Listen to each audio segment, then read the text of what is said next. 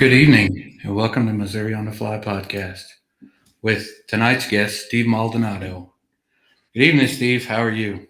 Great. How you doing? I'm doing great. Before we get started, I want to make sure that we thank our wonderful sponsors. Without these guys, this wouldn't be possible. Well, it would be. I'd still pay to do it anyway, just for the fun of it. But Cardiac Mountain Outfitters, Woolly Bugger Fly Company, LOZ Lures, Dooley's Fly Fishing, and remember, in July, Dooley will be completely moved to Mountain Home, Arkansas, opening officially on the White River. Great guy. He's done a lot for fly fishing in the Midwest, and now he's going to expand operations into Arkansas. It'll be a good deal. Um, Lazy River Road Outfitters, Grumpy Platypus Hackle, and Andromed's Fly Company. Um, Steve, have you met the gentleman with Grumpy Platypus Hackle? He lives there in Colorado as well. Oh yeah. I have Larue. Yeah. Yep. Oh yeah. I He's get a, I get I get stuff from him, and actually Dooley, I met him at Salbuck this year.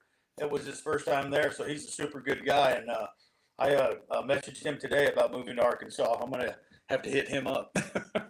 oh yeah, and he just started a couple of years ago, and Yeah. since he started, he's just exploded. He's got a lot of great customers and got a lot of great connections with suppliers. Oh yeah. Platypus hackle's awesome. I mean, I get plenty of it from him, and it's real quality stuff. So, how's things been going? I met you for the first time down there at Salbug, and I was just blown away by those giant streamers you were tying. Oh, things are going great. I mean, just tying a lot of orders coming down. Right now is the time, my big busy season for fishing. Do a Montana trip, and then I go to Wyoming quite a bit, and tarpon fish every June for quite some time there. So it's kind of a busy deal. Heading to Montana next Wednesday to start the deal off. I seen something when you tied your streamers. You almost use a whole pack of material when you tie one big streamer. Yeah. Um, what kind of pushed you to go in that direction of your design of flies? Well, it's kind of odd that you asked that. I grew up here in Colorado, a little bitty town, southern Colorado. Never really fished a lot. I grew up right on the Arkansas.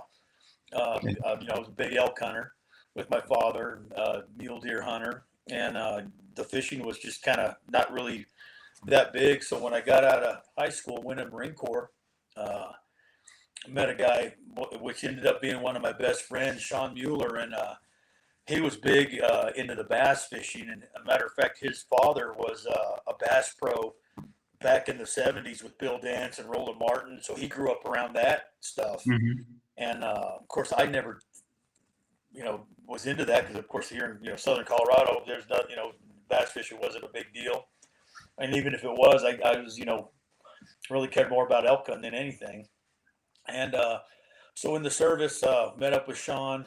He taught me about bass fishing. We bass fished for 3 years in North Carolina that we were stationed there. When I got out, I got a job with Southwest Airlines and was in Texas, and lived in East Texas, about an hour outside east of Dallas, around the world famous Lake Fork. Oh, that's a great. And so I fished Lake Fork for 23 years. Got into the bass fishing there real heavy, got sponsored. Had a big Triton, 21-foot Triton, and a big, fish bass champs, the Bud Light Tour, all the local stuff there, and Mhm. really got into that bass fishing. So when I got moved back home to Colorado and really got heavy into fly fishing, I was thinking, man, I said, everybody here ties, all my friends, Pat Dorsey and Charlie Craven and all the, Juan Ramirez and all the greats. I mean, they tied the tiny stuff, and they're got that, down. And Yeah. I wasn't into the tiny stuff, so I figured, how can I turn these bass flies or these bass kind of lures and spinner baits, crankbaits, and how can I make a something that will trigger that same reaction? And Mhm. that's where that came from. I could see that. You know, you kind of inspired me to change my tying game a little bit. Um, like I said, I just met you there, and I was Mhm. tying some dual hook streamers there, and I come over and I sit and watch some stuff that you tied, and I can't remember what the name of the streamer was. You told me at the time, real beautiful, beautiful streamer. And as I watched you how you stack the material on there, it just I was able to take that experience and take it to my own bench and help me be like, hey, I don't have to be typical. I can think outside the box Yeah, a lot absolutely. and be successful with it. Um, I've adapted it to where I can catch some big browns here in Missouri using some of the techniques that I was watching you use while you were tying the flies that you were. And what's good about those is you can go catch browns in the river, and especially where you're at in Missouri or where I was at in Texas, which of course wasn't a lot of trout fishing there, but those same streamers I use here, I would go back to Fork and fish for big bass, and they'll Mhm. smash them. I mean, it's just um, there's just so much you could do with those flies. It's not just for trout. Yep. I live more southeast in southeast Missouri, so the closest trout's an hour and a half from me. Hmm. But I mean, if it's a mud hole and I think there's fish in it, I'm going to throw a fly at it and try. So Missouri just actually June 1st started something called the Missouri Smallmouth Slam. I think there's 12 streams. You could go catch a smallie on each one, and they have coins for bronze, silver, and gold level or whatever. I mean, we've been doing that for years without getting the coins and stuff. But Yeah. I think it's going to open up an avenue and get people out there just trying to catch more fish. Actually, trout in Missouri are truthfully, it's an invasive species because Hmm. trout weren't originally here. How they got here is they took them from the McCloud River in California. Trains were bringing trout to Missouri to go out east for restaurants, and they were selling milk cans full of trout fingerlings for it's either 6 or 11 cents a piece. People Wow. buy them and go dump them in their springs. So now, we have just massive amounts of springs all over the state that have McLeod rainbows in them. Wow. And then MDC started, their programs, and now we have great fisheries like Taneycomo and the Current River and 11 Point River that MDC consistently stock. But there's springs in Missouri that haven't been stocked since like 1880 something. That people just bought a couple milk cans, dumped them in there, and they've kept their self-sustaining since. That's Which is awesome. amazing. So the smallmouth trout get a lot of attention in Missouri because, well, I guess because they're trout for one thing, Hmm. and it brings a lot of commerce to the state. And people have always kind of looked over the smallmouth, but like an 18-inch smallmouth takes 8 to 10 years to grow, but they're massive, beautiful fish that are natural to the state. So hopefully this program really helps the conservation efforts going to moving forward for those fish. Oh yeah, that's great. I mean, that's and being here in Colorado, of course, trout's the deal. But I trade for a smallmouth trip any day. I have some friends that have Missouri Smallmouth Alliance, and then another one that has Ozark Smallmouth Alliance, and these guys have done so much for efforts for moving forward with these smallmouth because people will go to the river every, I believe it's Memorial Day weekend throughout the summer. If it's 12 inches, they can keep it a smallmouth, Wow. and they can decimate the population of smallmouth real quick just because they'll just go out there and for a week, if a guy takes his 4 or 5 smallies out of a mile section of river, it can put some damage to it if he continues to do that. Yep. Um, so back to you. Sorry, I didn't mean to get No, all no, on. no. That's great. I mean, that's who we are. I mean, we learn each other. I mean, every time I meet somebody, it's something different, and it's so cool how people do stuff in different states. And when it comes down to it, we're all pretty much the same. Yeah. You talked about Fork. Was it back 2013? I was down. I lived in Carrollton. Well, I worked in Carrollton, and we lived up by Aubrey. And I Yeah. got heavy into bass fishing while I was down there. Oh yeah. I caught my largest largemouth down there at Fork, which was funny. We caught it in July when it was like 110 degrees outside. But that place is a hoot to fish. That's It for sure. is. It's I was about 15, maybe not more than 20 minutes from Pope's Landing, so I was there about every weekend pre-fishing for a turn. That's funny because that's where we stayed was Pope's Yep. Landing. But the little hotel that they had there in the bottom, Uh-huh. that who knows when that thing was built, but it's still standing. Still standing. Um, Something that I find amazing about you is about being your deal with Umpqua. Hmm. You design flies and do a lot of stuff with them. Let's hear all about that. Well, that was once I got into doing the streamers and that a couple of my really good friends, Rick Takahashi, which he's world class tire, Umpqua tire, Hmm. and Phil Iwani, which are great friends of mine. We fish together all the time. Phil's one of my bestest fishing buddies, and me and him and Rim Chung fish together quite a bit. And Rick said I had a niche for what I was doing with these bigger flies because it's not a lot of guys that do these monster streamers here, Hmm. and for Umpqua. And he he was pushing me to submit flies, and I kind of got into what it entails. Uh, and it's very hard to get in there. For one, uh, to say they're picky is an understatement. I mean, it's any fly you turn in has to be absolutely perfect, Hmm.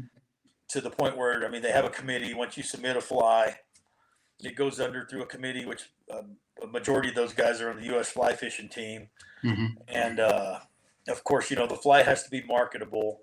It has to be something that that'll catch fish. And I mean, it's a lot of these flies that I tie, I fish them. I mean, not only do I could say, well, I tank test them. Well, that doesn't mean a whole lot to me. Hmm.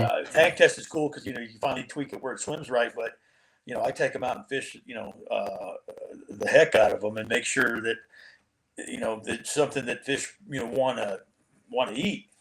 Hmm. And a lot of times I'll cut them down or I'll change stuff, and so I'll keep scissors with me, and sometimes I'll hack them down to nothing, and they won't work. I'll try different colors, different this, different that, get them to sink, or mid column, get them to sink lower in the water column, and, until they work. But anyway, once you get a fly like that, doesn't mean they're going to take it. So you submit your fly with a sheet of all the materials, the barcodes, if you have them. If not, they get them. They look them up, and Hmm. it goes under a committee, and they look at these flies under a microscope and or a magnifier, and every thread wrap, everything has to be absolutely just perfect. Has to be marketable. Has to be something that that they really like, and it has to be unanimous. Uh, Hmm. if six guys like it, one guy's kind of I don't know about that one. They'll call you and tell you it's fly didn't make it. So it has to be absolute unanimous, and it's pretty tough. And I was asked before on a different podcast when I was in Mesquite, the Honey Hole guys were interviewing me. They said, "Oh well, you got an in now, so it must be way easier for to get flies in." I'm like, no, that's not how it works. It's just it's difficult, and I'm real honored to be an Umpqua tire, and kind of actually I was truly humbled when they accepted my flies, and I got since then got a lot more patterns in there. Hmm. But when you go back to the Mike Lawsons and the Jack Dennises and Gary LaFontaine and all the super historic guys that are just legends, and the ones that started to kind of into Umpqua, and saying you're a part of that to me is just I'm truly humbled to be an Umpqua tire. I really am. So how many flies have you officially got into Umpqua? I don't even know. I got quite a few. Yeah, I mean they just picked up two more a couple weeks ago. Yeah, Hmm. two more streamers. And it's funny how the transition of some of that stuff goes because I had my real popular one that they have was one of the first ones I turned in was a pike fly. I Really? do a lot of pike fishing here, Hmm. and I turned the fly in, and I can't even remember what it was called. I had some other name to it, and at the time, Dave Student was in charge of Umpqua, and making it past him was tough from the get go. Uh, and he liked to fly, and he asked me if he could rename it, and he wanted to put it in their jungle line as well as their pike fishing line. He said it'd work as a jungle fly for like Hmm. peacock bass and dorado, and they ended up calling that fly the jungle junkie. And and actually it's been just a huge hit with peacock bass, and Nick Torres from Waterworks Lamson. I seen him at the IFTD, and he went to Pira Lodge in northern Argentina this year. And I got pictures. It was actually in the Loop magazine. Has that fly in there. Nick was showing me pictures that he sent me, where they told him when he got there, Uncle gave him a bunch of these flies. He wanted to try them. And the Pira Lodge guy said, "That's we don't fish those big flashy flies. I mean, it's huge." Hmm. And he said, "Well, I'm fishing it anyway. It's Well, what ended up happening is they were just smashing the golden dorado on this fly, and then a piranha. And I got a picture of this. I wish I had it with me now. A piranha took off the whole fly except for the head. Well, when I tie these flies, I don't smash the heads, the eyes on there. I leave them out Hmm. like that, so it's kind of a hydraulic that makes the tail move. Hmm. And piranha bit that 2/3 of that fly off. And Nick's telling me this. He says, so I thought, well, I was going to cut it off. And he said, what the heck? I'm just going to throw the head a couple of times and just see if I get any hits on it. Hmm. And they ended up catching their biggest Dorado on just the head till nothing was left but the hook. And Well, see, I remember when a conversation that you and I had actually at Cellbug yeah, was how you put the eyes on, yeah, and you're like, man, those eyes will freaking stay on there till that fly just downright's gone. yeah, And I was like, really? And you showed me how you put them on there. That was uh, pretty cool. yeah. So that fly's been a big hit with Umpqua right now. And the two other ones they just picked up are different colors, but they're kind of in that same jungle junkie line. Hmm. But Now, when does Umpqua start making your flies when you sell them, or well, when?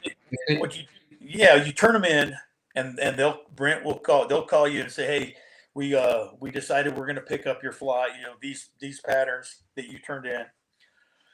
And what they do is they have a shop in Sri Lanka, and Hmm. this has been there since I believe like the late 70s, 80s. And went over there and taught these guys how to tie flies Hmm. perfect.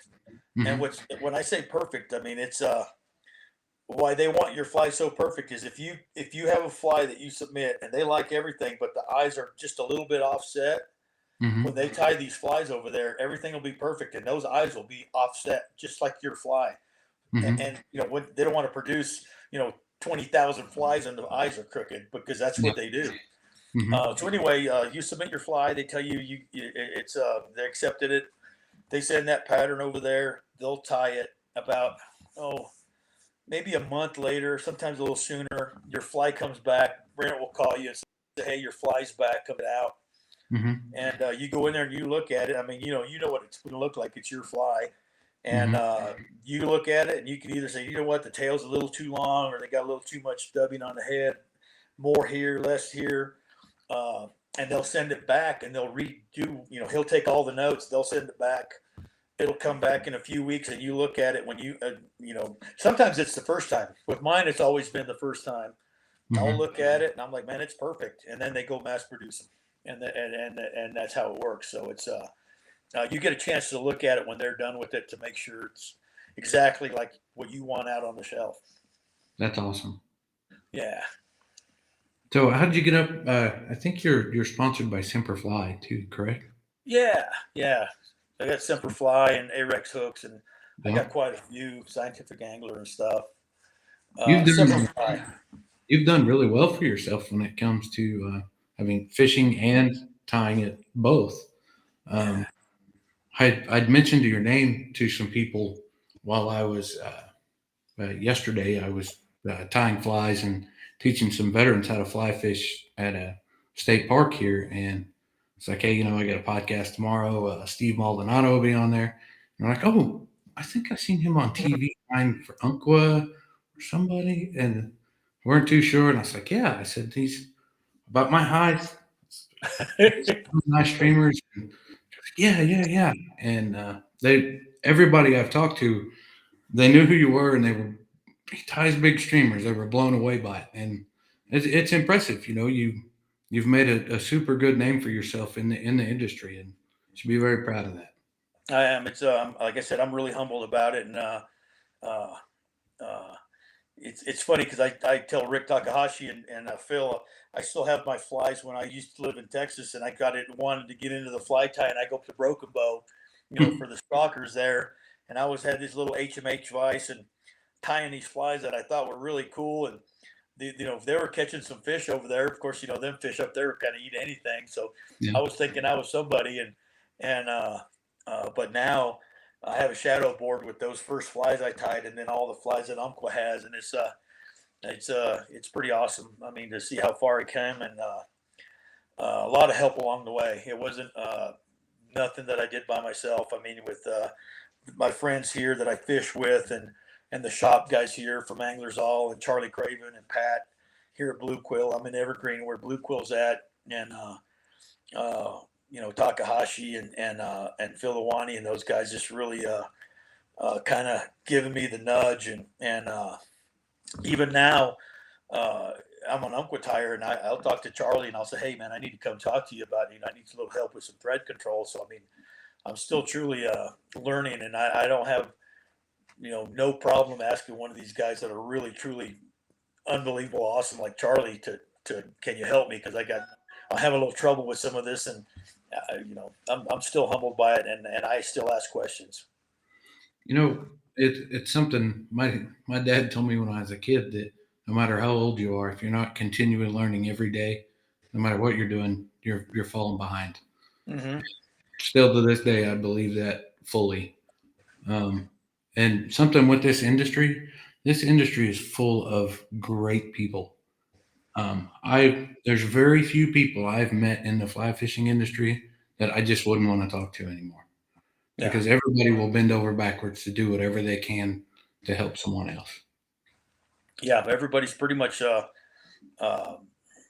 yeah, I like that. I haven't ran into a whole lot of people that are, some are a little cocky and some are a little arrogant, but it's um, some of them can walk the walk. So I mean, they could do that a little bit with me, and I know where they stand, and I'm working my way up there. So it doesn't bother me too much, because some of these guys are truly unbelievable, and they're legends and ambassadors to the tie-in and fly fishing world. So For sure. they can be a little cocky, and I don't care.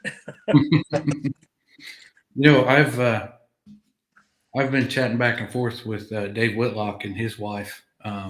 He's he's going to come on the podcast soon. We haven't been able to settle on a date yet, but he's it's funny to talk with him. Is he's he's very very very humble and just like an open book. I never really met someone that seemed like they were on this level way above everybody else, that was like, what do you want to know? How do you want to do it? I'll I'll tell you anything you want to know. Oh, yeah. It's meeting him at the Sow Bug was and I've met him at several of the Sow Bugs. It's just so humble. Just same thing. I mean, just helps you with anything. Hmm. Uh, I was interested in tying one of his when we went to his demo for that diving frog, Hmm. and I talked to him a little bit over there, him and Emily, and I was real interested in tying that fly, and I actually went around and scrounged up some material.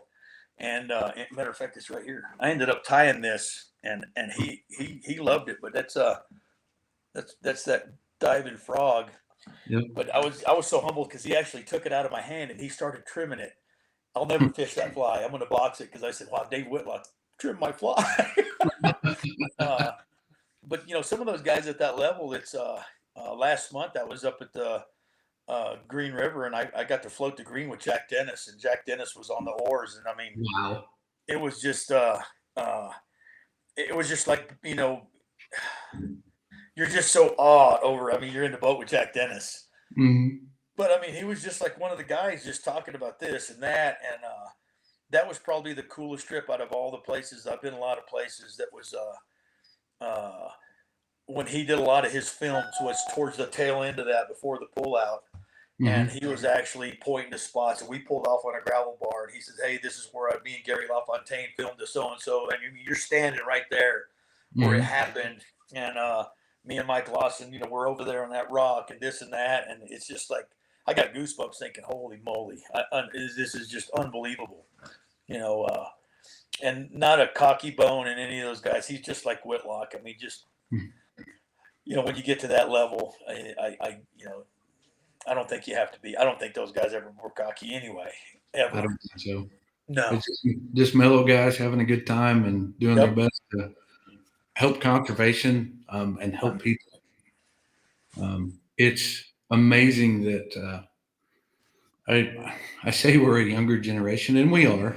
I Oh yeah. mean, I'm 40, and you're ish, Yeah. and 54. we've I've learned that we have to be able to pick up the torch where those guys left off, Yeah. because they're getting at the ages to where they're not going to be doing this a whole lot longer, and Yeah. we've got to teach these younger generations what it's all about and how to conserve what they have helped conserve throughout history. Yeah. Yesterday, I, these kids were coming up, and it was free Veterans Fishing Day at this trout park we were at. So these vets would bring their grandkids up, and most of them had never been fly fishing in their life. So it was entertaining teaching fly fishing, and I actually had streamers, and I was teaching these guys how to throw streamers, how to strip them, where to fish them, the whole show. And the kids were like, "Man, what are you doing? How are you doing that? What is that?" I was like, Yeah. "Sit down. We're gonna have a full class." I didn't have any. It wasn't my intent to have full blown teach everybody every tiny detail, but I mean, you have to do it. If you're going to teach them, you may as well teach it all to them. Um, it was funny. I had time before it started, and I went down. I caught like a 3 pound rainbow, and I netted it up, took the hook out of its mouth, and there's this kid sitting next to me, and I just took it out of the net and showed it to him, and then I just put it right back in the water. You turn that fish loose? I said, "Yep." Then you can catch it tomorrow. Yep. The look on that kid's face was just, he was mind blown. Why would you do that? Why not? I mean, Yeah. that's what conservation is all about. I said, And you "Do got to teach. You got to teach them. Yep. Um, how many days a year do you think that you fish? Oh, well over 100. Well over 100 days a Yeah. year. Probably 150, maybe more. And is that what really gives you the I don't want to use the word ideas, but that gives you the inspiration to tie some different types of flies, Yeah. Yeah. being able to be on the water. I think being on the water a lot helps a lot. I mean, it just uh, you're always thinking about different stuff. I mean, it's just um, sometimes. I mean, I'll catch myself. Uh, I like to carp fish a lot, Oh, that's a good and time. sometimes I'll just take my streamers out there. Of course, not for carp, but sometimes well, a lot of times I'll have an extra rod, and I'll Hmm. do carp fishing. I'll catch a few carp or whatever, and then I'll just start throwing streamers out and just start stripping them fast or jerking them and seeing how they work and what they do. And I'm a real unconventional when people ask me about how I streamer fish. It's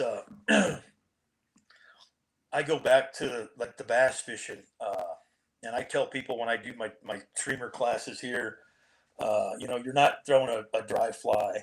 You're not. Hmm. I mean, you want to get a reaction strike, and that's all it is out of these fish is a reaction strike. And I tell people, or show people how I work the streamer. To me, and I ask people if they conventional fish a lot, and fishing flukes for bass, where you're constantly jerking that fluke and moving that, trying to get that fluke to jerk. That's how I Hmm. fish. That's how I fish streamers. Hardly do I ever just sit there and strip a fly. I mean, I'll strip a couple of times and I'll pinch that line, let the current take it, and I'll just give that rod just a couple of tips. Sometimes that thing will come up out of the water and go back down, and it'll just the brown will smash it.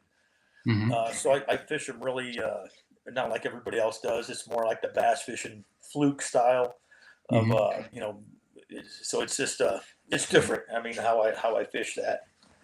Yeah, Uh, it's funny you say that.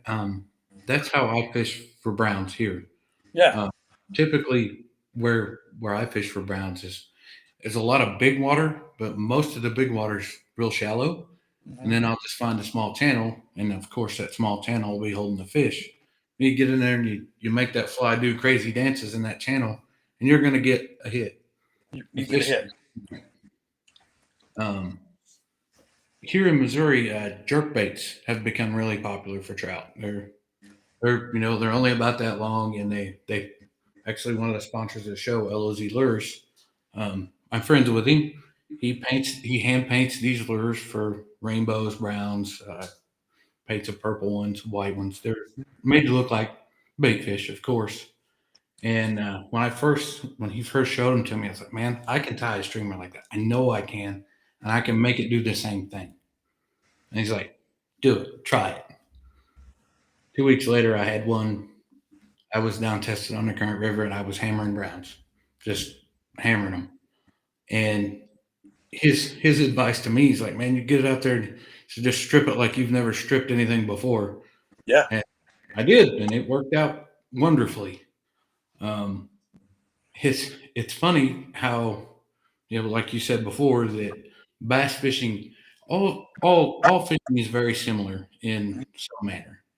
Whether I'm using a 9 foot fly rod or you're using a 7 foot 11 bass rod, you're getting the same motions out of your baits, and you're basically trying to get the same types of bites.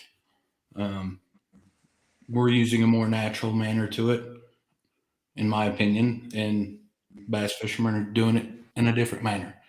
Um, but with trout, it's so amazing the small differences that it can make. I mean, even if you move down to nymphs and different stuff like that, you can pick up a lot more fish differently that way.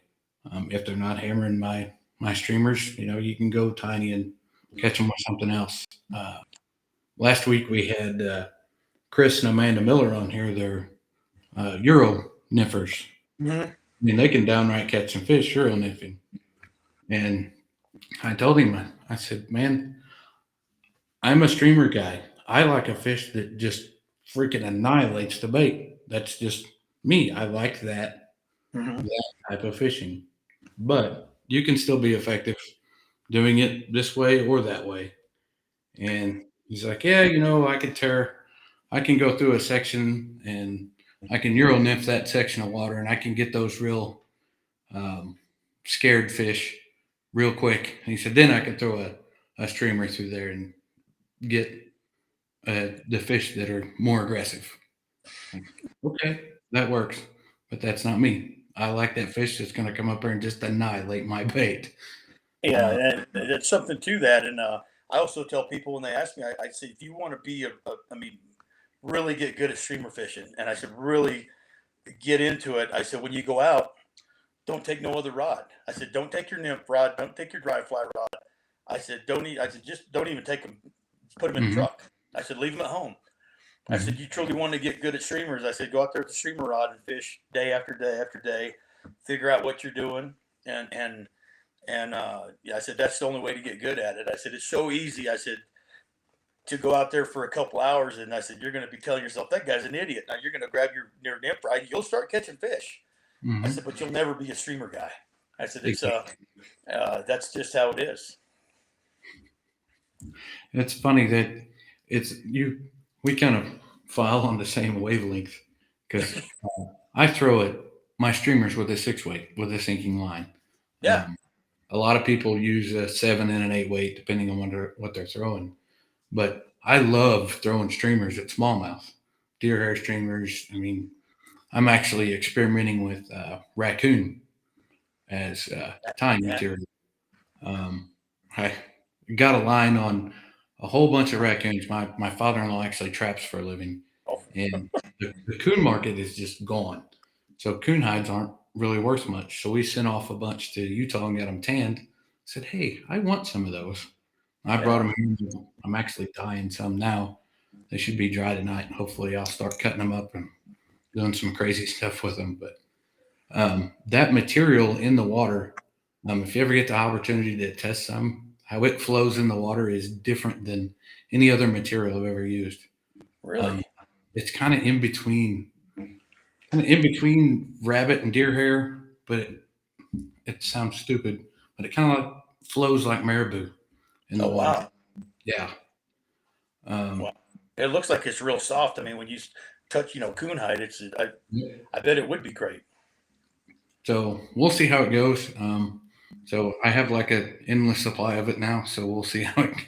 I Oh, might be able wow. to make me a bunch of them and Well, I get got a some. supply on beaver, so maybe we can do a little trade. Good to me. Yeah. Um, you most of your streamers, you don't weight your streamers at all. If I Uh, remember. no, no, I just intermediate line, and a lot of that is as for bass fishing. I mean, like skipping under docks, which I mean, I could skip a spinnerbait under a dock Hmm. as far as I want to, and it took me a long time but I could skip a fly now. I could skip a streamer under trees. It took me about a year to get it, but it doesn't matter if it's overhanging. I could skip one under there 20 feet if I want to, That's and impressive. yeah, so I like the intermediate line where I could skip it and then it just like slowly comes down, and then I'll go to acting silly with it, jerking it out. That's pretty neat. I call it the Missouri sidearm. Yeah, exactly.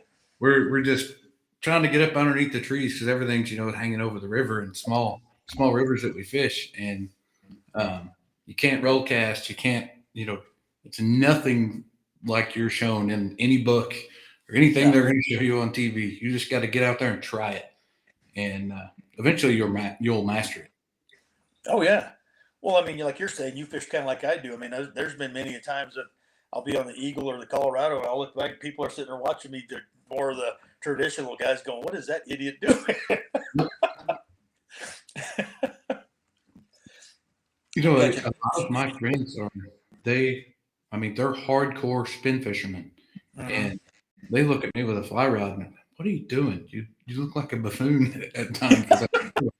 Like, but it works. I mean, It works. I can catch fish when they're catching fish, and Yeah. sometimes I can catch fish when they're not. Um, one of the streamers that I came up with actually has a rattle in the stinger hook. Mhm. And when I came up with that, I was like, wow. Um, the first trip I took, it was just every every cast. I had a fly that it was yellow deer hair, and as soon as it hit the water, and I kicked it a couple times, I just seen the fish that were out there with it were all drawn to it. It was like something that they hadn't seen Yeah. because it didn't look like a jerk bait. It was big, it was fluffy, and the first fish just got out there and hammered it, and he broke my line just as soon as he hammered it. It's like, and it was the only one I had with with me that day. So next time I had a dozen of them tied in my box. Oh yeah, and it's just I just like the fact of going out a lot and catching different species and doing just I'm not set on one set species. It's kind of neat. They had a deal here. This year I'll miss it because I'll be in Montana. They have a tournament here called the Mile High 25, and it's Hmm. a part 10 tournament, and it's a day and a half. You got these control cards. They kind of monitor where you're at. You can't. It's all public waters, Hmm. and there's 25 species that are on this list. Whoever catches the most wins, and it gets some tough anglers here and my partner Brittany with gal, she could just flat out fish, but it's so fun, and I think that's why we fish so much through the year. Not only doing the fly testing, but just part of that's getting in that mile high. I mean, it's I think last year we caught 14 species in a day and a half, and we got to thinking about it, and we're like, some people don't catch that in a lifetime, and we did Yep. it in a day and a half with fly rods, which was pretty impressive. That's very impressive. Um, Yeah. this weekend was actually Dalley's Fly Fishing in Arkansas. They put on Dalley's All Species Odyssey. It was Yeah. this weekend, and I happened to be committed to something else. And those guys, I mean, they're dead serious about it. Oh yeah. They're, I mean, there's people that travel from all over the country to get to northern Arkansas to do that. And Yeah. I think he told me the most that somebody's caught in the 2 days trip was like 14 or 16 species. Oh yeah. And I mean, that's crazy by any standard. Hmm. Um, for a guy that doesn't fish very much in a year, it'll take him 10 years to catch 14 different species. Oh yeah, especially on a fly rod. I mean, and then when you get to your the really hard fish, a lot of the guys here, we've been in the top five quite a few times, and I mean, you're catching wipers, stripers, lake trout, walleye Mhm. on a fly rod, and I mean catfish, Mhm. uh, all the the mirror carp, the common carp. Mhm. It's just some of the fish that are in that 14, 15. I think the guys that won it last year caught 20. And they're tough fish. I mean, we're not talking bluegill and crappie, and I mean some Mhm. of these fish are just really hard to catch. I get a kick out of fishing farm ponds Oh yeah. because you catch catfish like crazy in a farm pond on a fly rod. And if you've never caught a 5 pound flathead or a cat on a fly rod, you haven't lived. I mean, they will downright give you a fight on a fly rod. Oh yeah. The It first was. one I caught was, I think it was on a 5 weight. And I thought I was never going to get that thing in. That rod was going to split in about 6 pieces, but it didn't, thank God. Yeah. It's I'm funny. Our first one we caught. Of course, you got to you got the picture of it, and then you send it in. And I sent a message to him. I said, "Do I have to throw this back?" I said, "I already called my wife. Told her fire up the grease." Yeah, it was pretty tough catching our. It was pretty cool catching our first catfish that second year. It was actually Brittany caught it, and it was a pretty big one too. It gave her a run for her money. It was pretty awesome. it's funny on the river. I fish a lot of crawl patterns, Uh and huh. I pick up quite a few catfish on the river that way. Oh yeah. Smallmouth fish with those crawl patterns. Yep. Never any big ones yet, but all my big ones come out of farm ponds. Oh yeah. I love fishing farm ponds. Um, a friend of mine, they have, I think it's 12 or 1400 acre corn and bean farm. They had they had stocked this pond, and it's not very big. I think 7 or 8 years ago with catfish, bluegill, and bass. Hmm. I bet you there's probably not 100 bluegill left in that lake because the catfish and the bass had just annihilated them. Wow. I mean, I could go out there tomorrow and probably catch a dozen bass between 4 and 5 pounds and really not have to fish real hard. And here in Missouri, it's not super common to catch a fish in the 8 to 10 range, but most of the fish in the state that are caught that are in that range come out of farm ponds. It it's crazy. Oh yeah. I could do all day doing 3 to 5 pound basses on farm pond. I'm a happy camper. And I just started tying poppers this year too. Those double barrel foam popper heads. Yeah. They're a good time catching bass in those farm Oh yeah. ponds too. And and they're not really difficult. At first, when I seen them, I thought, man, that's gonna be a pain in the butt trying to get everything tucked up underneath that head and make it look right. But you can just downright slam them on them. Oh yeah. So when you throw streamers, do you use like a typical leader or do you use like mono? I just go to like Bass Pro or Cabela's, and I just buy a spool of regular Bass 10 pound fluoro or what. I mean, it's or just mono. I don't use no special tapered, because I got I use a furled leader. Yep, I do too. Yeah, and off of that, I mean, for a streamer, my 10-pound test is only about no more than 2 foot long. Hmm. Like I said, it's uh, and it doesn't matter, when you try to get that reaction bite, they're not, it doesn't have to be floor. I mean, for all I care, that line could be hot pink. I mean, you're still going to get them to hit it, Yeah. with that reaction bite. So it's just a short leader. And like I said, it's just usually a big spool of 10-pound Seagar or something like that. That's what I use. See, I made that mistake when I first started throwing the big streamers. I was throwing 4 pound uh, line like I would use with, well, it was 4 pound tippet, just like I Yeah, would when I was nymphing or something like that. And I was breaking my line a lot, losing a lot of flies. I'm like, man, there's just got to be a different way. And I thought, heck with it, I'll just go ahead and get some 10 pound line and go yeah. that route, see what happens. And it's worked perfect since. So Oh yeah. I'm not going to change what works. No, and I've tried well, let me see, and I've made my own taper, go, from 16 or 20 pound to 16 pound to this, to that, the other, and you got 10 jillion knots. And I mean, it casts all right, but it ain't no nothing special. I mean, there's no big difference in it between that and just a chunk of 10-pound test. I've Hmm. never had a problem with it at all. And I'll take it from here to fork or anywhere. And yeah, well, if I'm at fork, I'll kind of upgrade it a little bit to probably 20. uh, but yeah, it's just that's all I use. It's nothing special. Now, are you married to a rod company, or do you just decide kind of Uh, try what fits you? I try what fits me. And here lately, a couple of the guys here, Paul Bowles and DJ, they make Yampa Rod Company, and they made me some tarpon rods a few years ago, and rods got redfish a lot, and those are my go-to rods now. I mean, it's just.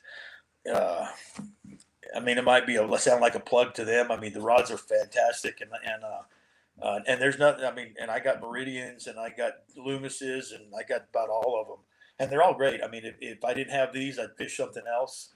Hmm. Uh, but I'm not. I mean, they're really good. I mean, I like the way they make them and the way they feel, the way the tips are soft, especially in those big 11, 12 weights. They're nice. Their 5 weight's nice, but like I said, if I didn't have that, I always have something else in the boat. I mean, I'll pick up a Scott or a Winston. I mean, I think a lot of to me um, is the casting. I mean, if you just work on that aspect of the casting and get really good at the casting, they all cast. You can figure them all out pretty quick. Hmm. Uh, it's To me, like I said, I'm not a brand junkie. Same thing with the reels. I got loop reels and hatch reels and Galvins and just whatever I feel like putting on. That's what I'll use. So a conversation we talk about on the podcast all the time is fly fishing can be very affordable. Yeah. You don't have to go spend $1,000 on a rod or Nope. $500 on a reel to get out there and catch fish. Um, I see brands out there that, I mean, I have some expensive rods. It's just preference, but you can go out there and spend a couple $100 and have something that you could do. If you want to throw streamers all the time, you can go buy a couple $100 rod and do the same thing I'm doing, just not spend as much money as I have. Yeah. Would you would agree with that? I Oh, assume. absolutely. And if you want to get into it cheap, and get something that fits your budget, learn how to fish it. I mean, and that's and it's not going to be any different than $1,000 rod. I mean, you're going to have I have breakoffs. You have breakoffs.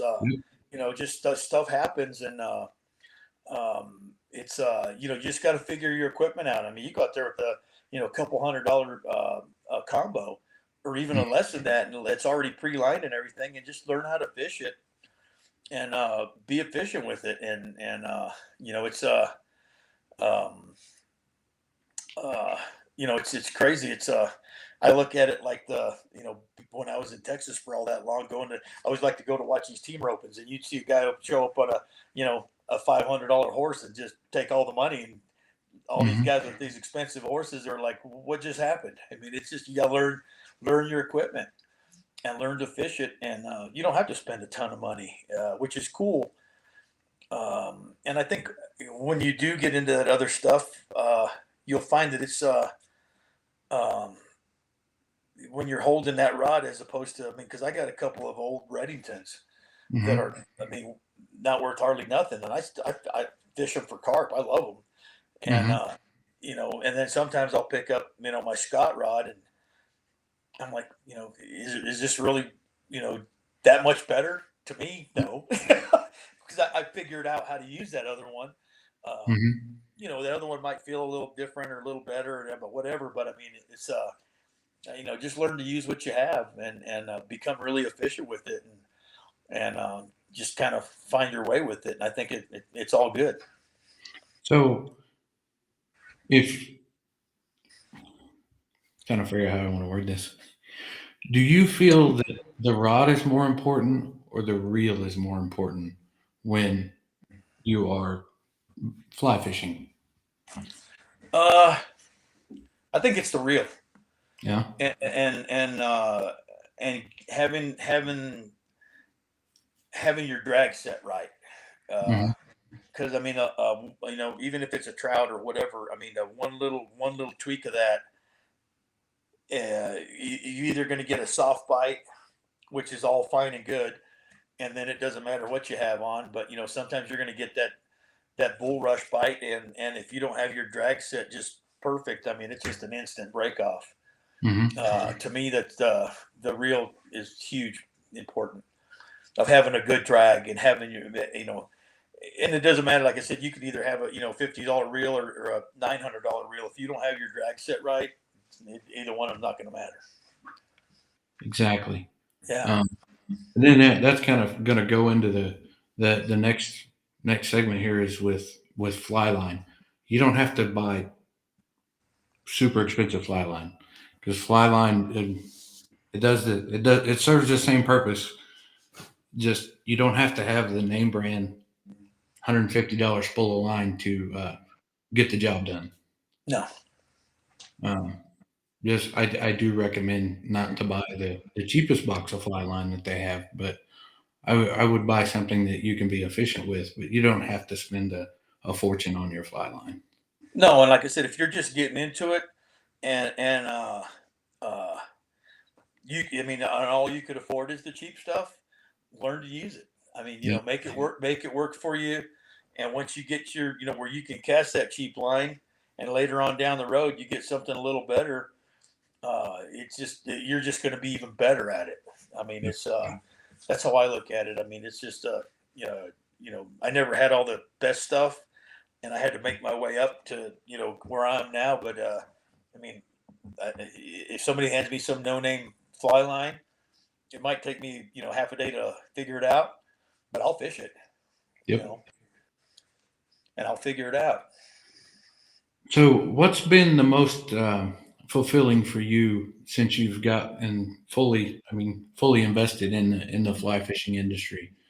Is it just the fishing, or is it something else? Probably all the awesome people I've got to meet. It's Hmm. just that probably tops the list of all of it is um, the Jack Dennis's, the Marty Howard, I'm a real big steelhead fisherman. I mean, going up and spending time with Poppy up there, on the Clearwater, just all the great people that I've got to meet, uh, probably trumps any fish. And like I said, it's I've done the tarpon and the Brazil, the peacock. I mean, it's just the people in the long run, everything else. It's just Yep. going to meeting such great people, and just realizing that just how small of a tight little ball we are of good people. And of course, there's an ornery one over there every now and then there, but you know what, it's like that old cheap fly line and the cheap fly rod. You just got to learn to put up with them and make them work. That's for sure. Yeah. Well, let's thank our sponsors here real quick again. Cardiac Mountain Outfitters, Woolly Bugger Fly Company, LOZ Lures, Dooley's Fly Fishing, Lazy River Road Outfitters, Grumpy Platypus Hackle, and Andronimus Fly Company.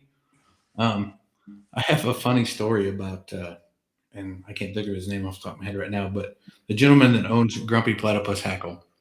We had him on the podcast here. I don't know, it's been 8 months ago or something, and he brought a rooster with him on the podcast. And this rooster must have whooped his ass the entire time we were on the podcast.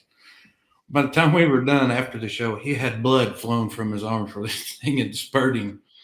And he's just a pet, just as happy as he could be with this rooster.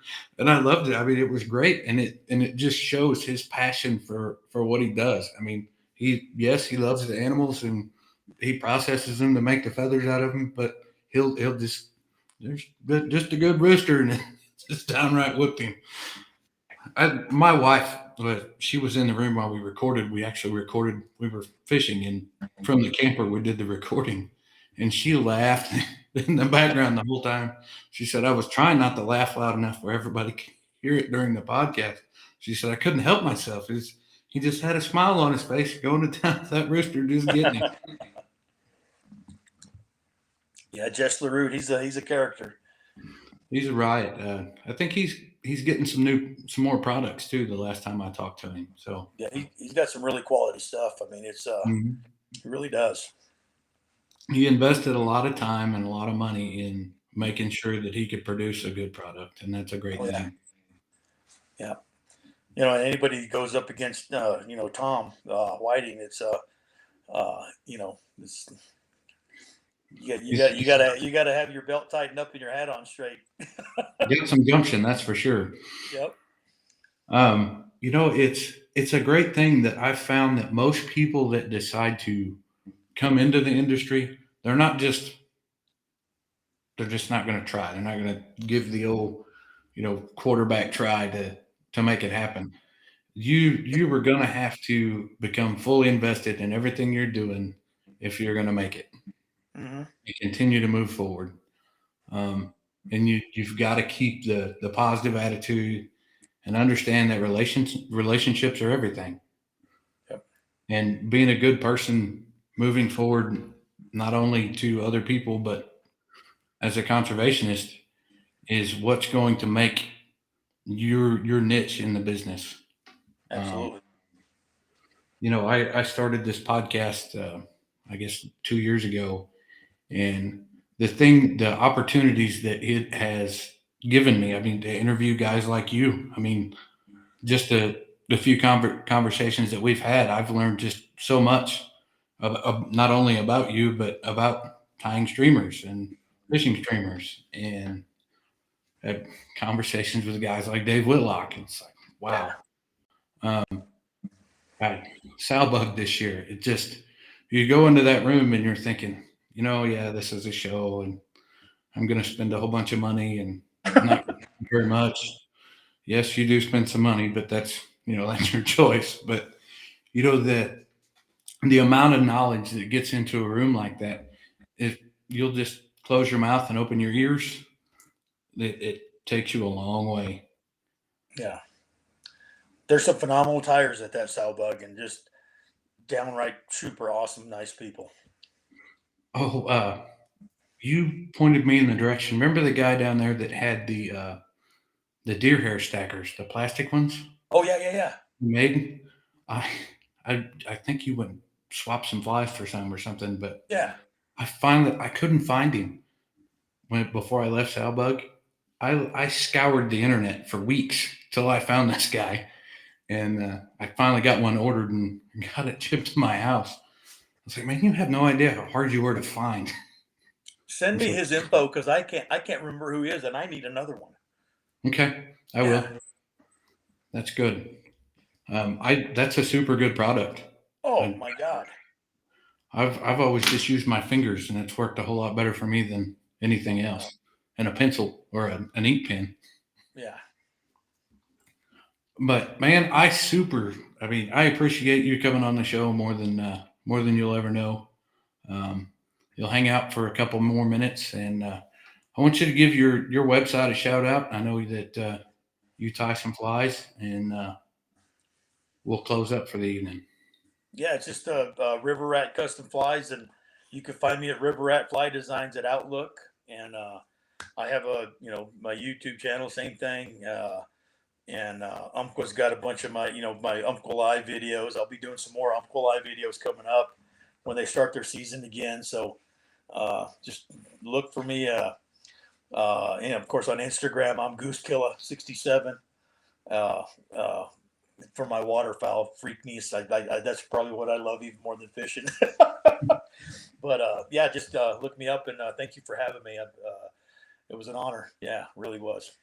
Thank you very much. Thanks everybody for listening this week. If you would go to YouTube, check out our YouTube page. It's Missouri on the Fly podcast, or I think it's just Missouri on the Fly on YouTube. Facebook, it's Missouri on the Fly podcast.